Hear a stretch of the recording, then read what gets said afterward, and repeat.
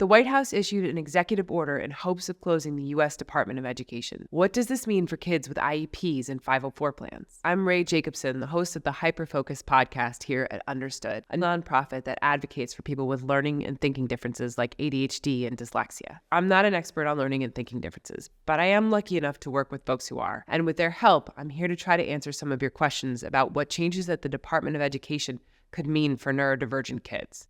So what is the Department of Education?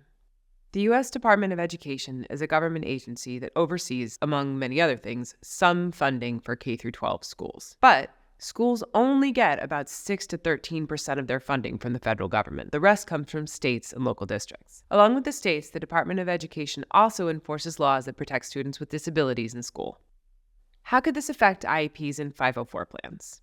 It's important to know that even with an executive order, the president cannot take away IEPs, stop funding for special education, or make any changes to the law without approval from Congress. If Congress decides to cut or reduce federal funding, it could end up affecting IEPs and 504 plans. Is my child's current IEP or 504 plan still in effect? Yes, we can all take a breath. For now, nothing has changed. If your child has an IEP or a 504 plan in place, it is still in place.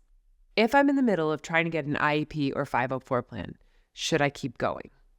Absolutely, and we're here to help. We've got a ton of great resources to help families learn more about IEPs, 504 plans, and much more on our website, understood.org.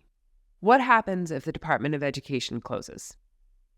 The short answer is we don't know yet. Executive orders are not laws, and a lot of things would need to happen for this to take effect, including an act of Congress. This is an evolving situation, but as things change, we'll be here to update you every step of the way and continue to provide expert resources and clear, objective information to support people who learn and think differently.